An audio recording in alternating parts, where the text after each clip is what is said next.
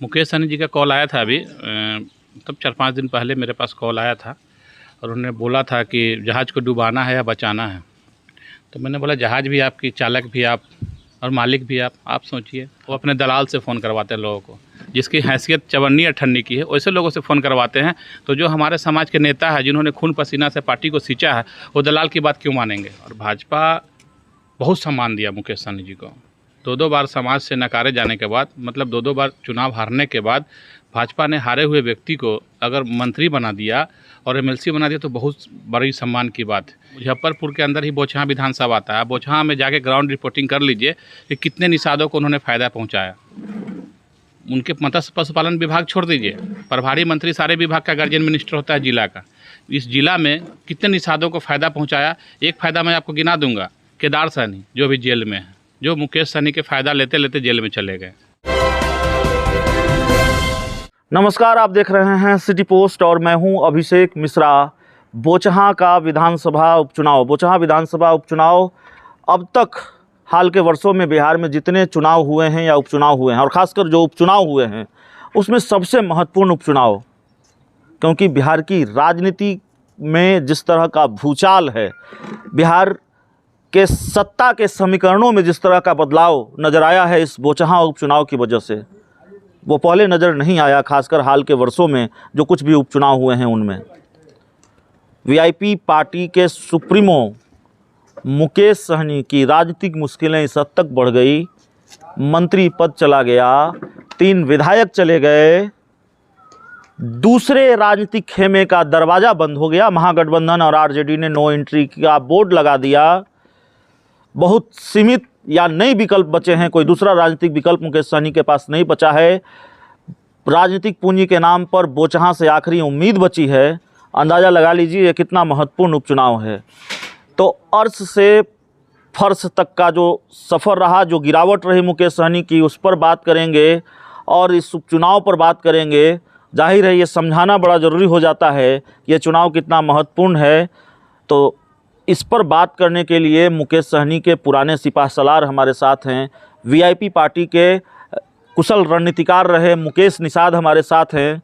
मुकेश सहनी को ठीक से जानते समझते रहे हैं और पर्दे के पीछे, जाहिर है स्वीकार करें न करें, लेकिन पर्दे के पीछे बीजेपी की तरफ से बड़ी भूमिका है।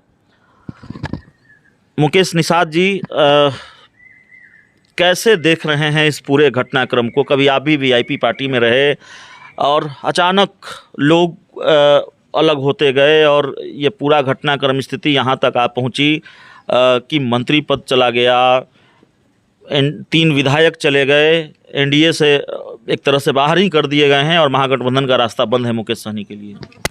देखिए, आप जो बार बार विधायक जाने की बात कर रहे हैं, विधायक तो इनका था ही नहीं। जब सारे विधायक भाजपा के ही थे और भाजपा के सहयोग से रहमो करम से मंत्री बने हुए थे, और स्वाभाविक सी बात है, आप जिसके रहमो करम पे आप अगर कोई काम करते हैं, चाहे किसी के घर में ही आप रहते हैं, तो उस घर वाले का डिपेंड करता है कि आपको किस हिसाब से रहे, और आपका व्यवहार डिपेंड करता है कि आप उस घर में कितने दिन तक स्थायी। तो मुकेश सहनी जी का जो व्यवहार था भाजपा के प्रति, वो अभी जो विश्वास के लायक नहीं था, जिसका नतीजा हुआ है कि भाजपा ने उनको अपना जो सही रास्ता था दिखाया और भाजपा बहुत सम्मान दिया मुकेश सहनी जी को। 2-2 बार समाज से नकारे जाने के बाद, मतलब 2-2 बार चुनाव हारने के बाद भाजपा ने हारे हुए व्यक्ति को अगर मंत्री बना दिया और एमएलसी बना दिया तो बहुत बड़ी सम्मान की बात है। कैसे किसी आम आदमी को भाजपा, चाहे कोई भी दल, रोड से, सड़क से उठाकर एमएलसी बनाकर कैबिनेट मंत्री नहीं बनाती है, लेकिन मुकेश सहनी जैसे समाज से नकारा हुआ व्यक्ति को भाजपा ने अगर मंत्री बना दिया तो भाजपा ने बहुत सम्मान दिया, लेकिन उस सम्मान को पचाने में नाकामयाब रहे मुकेश सहनी। ये सवाल यह भी है कि टेंशन तो उन्होंने बढ़ा रखी है बीजेपी की। जाहिर तौर पर नमई राम की बिटिया गीता देवी को उन्होंने टिकट दिया है लड़ाई में, तो वो हैं बोचहां की लड़ाई में। नहीं, बीजेपी का जो टेंशन बढ़ाने की बात करें, कोई टेंशन नहीं है। बीजेपी संगठन वाली पार्टी है और उनका ज़मीन से लेके जहाँ तक उनको पहुँचना चाहिए वहाँ तक कार्यकर्ता उनके पास है, और जिसके पास कार्यकर्ता ही नहीं है वो लड़ाई क्या लड़ेगा। बिना सेना के आप लड़ाई नहीं लड़ सकते। निषाद सेना से आप आते हैं। निषाद सेना की स्थापना की जब मुकेश सहनी से नाराज हुए, बगावत की। निषाद सेना की पर्दे के पीछे बड़ी भूमिका है, जो जानकारी हमें मिल रही है। बेबी कुमारी के लिए बड़ी रणनीति तैयार की है, आप लोग ने बड़ी मेहनत कर रहे हैं। देखिए, बेबी कुमार जी से हमारी अभी तक कोई बात नहीं हुई है। और रही बात पर्दे के पीछे की, तो हम लोग पर्दे के पीछे नहीं, हम लोग किसी के साथ जाएंगे, स्पष्ट रूप से जाएंगे और दिखेगा। और जिसके साथ जाएंगे मजबूती के साथ। अभी बीजेपी के साथ हैं? बीजेपी के साथ अभी हम नहीं हैं। बीजेपी से हमारी जो शीर्ष नेतृत्व से वार्ता हो रही है, और जब हम जाएंगे आपको ज़रूर बताएंगे। और बीजेपी के साथ जाने का हम लोग का उद्देश्य है, अगर जाते भी है तो उद्देश्य ये है कि बीजेपी ने हमारे समाज को बहुत सम्मान दिया है। मुकेश सहनी जैसे नकारे व्यक्ति को और बीजेपी ने मंत्री बनाया, तो बीजेपी सम्मान दी समाज को। आज बीजेपी से अजय निषाद जी सांसद है, बहुत सारे लोगों को बीजेपी ने सम्मान दिया, तो स्वाभाविक और बीजेपी के साथ जाते भी है तो समाज हित में जाएंगे। मुकेश सहनी ने कोई पोस्ट किया है, मंत्री पद से बर्खास्त किए जाने के बाद कोई बता रहा था, मैंने देखा नहीं है, पोस्ट सही है। उन्होंने कहा है कि उन्होंने 16 महीने के कार्यकाल में उन्होंने काम करने की कोशिश की है, धन्यवाद दिया है मुख्यमंत्री जी को मौका देने के लिए। 16 महीने के कार्यकाल नहीं, 13 या 14 महीने का कार्यकाल था, जो भी रहे। उनके साथ मैं था नहीं, इसलिए कार्यकाल में नोट करके रखा नहीं हूँ। प्रभारी मंत्री रहे मुकेश सहनी जी पर मुजफ्फरपुर के, और मुजफ्फरपुर के अंदर ही बोचहां विधानसभा आता है। बोचहां में जाके ग्राउंड रिपोर्टिंग कर लीजिए कि कितने निषादों को उन्होंने फ़ायदा पहुंचाया। उनके मत्स्य पशुपालन विभाग छोड़ दीजिए, प्रभारी मंत्री सारे विभाग का गार्जियन मिनिस्टर होता है जिला का। इस जिला में कितने निषादों को फ़ायदा पहुँचाया, एक फ़ायदा मैं आपको गिना दूँगा। केदार सहनी जो भी जेल में है, जो मुकेश सहनी के फ़ायदा लेते लेते जेल में चले गए, उससे सैकड़ों लोग हैं। अगर कुछ दिन और 16 महीना बोले ना, 20 महीना अगर मंत्री रह जाते तो केदार सहनी जैसे 4-5 सहनी और मुजफ्फरपुर के कारागार में बंद होते।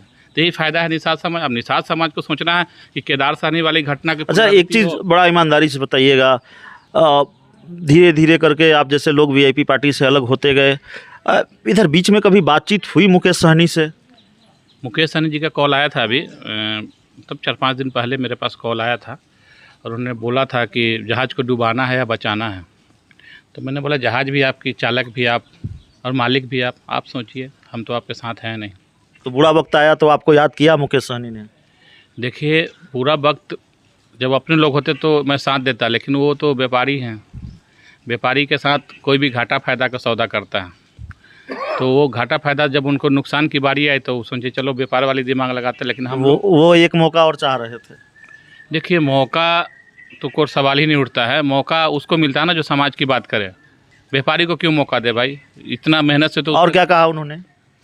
नहीं, यही सब बात ही हुई, बहुत सारी बात है। क्या आप लोग को पता, आप सारी घटना पत्रकार हैं, सारी चीज़ जानते हैं। मुकेश सहनी किस आदमी को कैसे इमोशनल ब्लैक करता है, सारे लोग, मेरे टीम में जितने भी नेता हैं सभी के पास उनका कॉल आया था।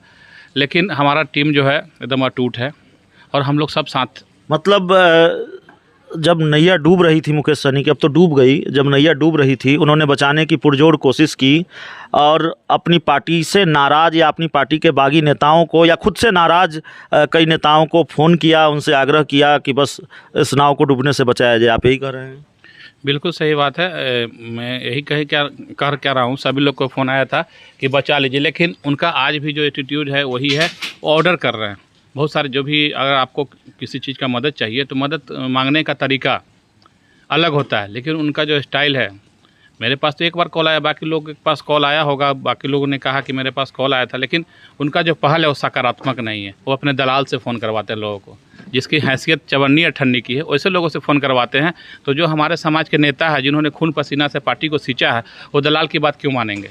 अगर मुकेश सहनी जी का बुरा वक्त है तो कार्यकर्ता या नेता के पास खुद जाना चाहिए, दलाल के द्वारा नहीं जाना चाहिए। तो चलिए, सीधे बात करनी चाहिए अपने नेताओं से, और सीधे बात करते तो शायद नैया डूबने से बच भी जाती। अगर मुकेश सहनी चाह रहे थे कि हम लोगों से बात करें और अपनी नाव को डूबने से बचाए, तो एक बड़ा खुलासा मुकेश निषाद जी ने किया है कि मुकेश सहनी ने फ़ोन किया था, ये कहा था कि नाव को डुबाना है या बचाना है, और मुकेश सहनी से जुड़े हुए दूसरे सवालों पर भी बातचीत हुई। बोचहां विधानसभा उपचुनाव से जुड़े हुए जो सवाल हैं उस पर बातचीत हुई। उम्मीद है ये इंटरव्यू आपको पसंद आया होगा।